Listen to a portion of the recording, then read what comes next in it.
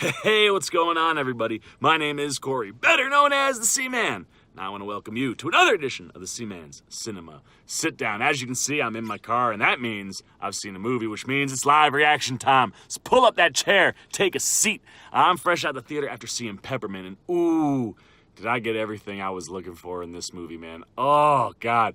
90 minutes, Jennifer Garner kicking ass. That's all I wanted out of this movie, and I got that and then some. I tell you, I was checking out the Rotten Tomatoes score, and I saw 13 or something like that, and I was like, really?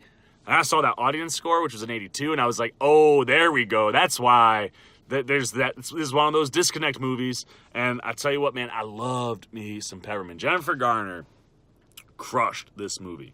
I figured from the get-go this whole movie was going to hang on her performance because it seemed like a real simple story, right? Kill a wife's husband and her, like 11, 12-year-old daughter. She comes back looking for revenge. Yeah, sign me up for that. I'm down to watch that ride. I wasn't looking for anything complicated, and I didn't get anything complicated, but I got an amazing performance from Jennifer Garner, man. She really brought it, man. She showed up for the action. One of the things I dug, my mom was telling me, she saw her in an interview, where Garner said that she yelled cut several times on set to go, that felt too Sydney, right? She didn't want to be Sydney Bristow. She didn't want to make people watch this movie and go, oh, that feels like Alias. Not once the whole movie did I ever think she felt like Alias. And I love that, man. She brought a really raw, intense performance, man. You feel her pain. You can totally empathize, and that's why you root for her the whole movie. And she executes all the action really, really well. Now, I came in this movie figuring I was going to be making John Wick, maybe Atomic Blonde kind of references.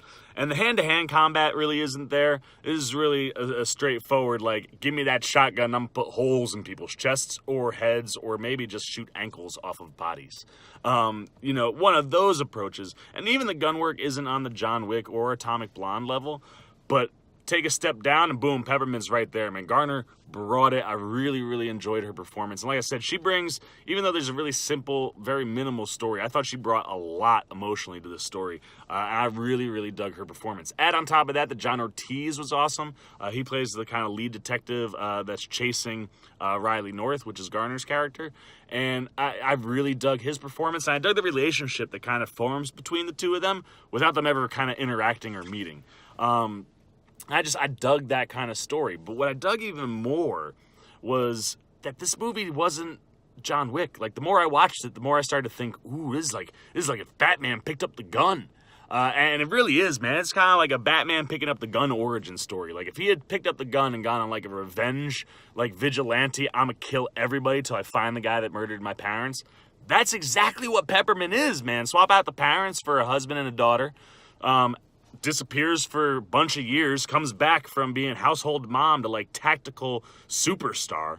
And then add in, there's a bunch of other elements that just felt very Batman-esque. And throughout the movie, they refer to her as a vigilante. And that's what it is, man. It's not a superhero story. It's a true-to-form vigilante origin. And it felt kind of comic booky. And I dug the crap out of that, man. Now, look, like I said, I can see some of the things that, critics might be harsh on this movie for. But look, I think the audience for this movie knows what the audience is getting. You're going in there for 90 minutes of Jennifer Garner kicking ass, and that's what you get. And not only that, like I said, you get a really, really solid performance from her. I highly recommend checking out Peppermint, man. If you've dug John Wick or Atomic Blonde or, you dig Batman, and things like that, this movie's totally for you. So go check it out.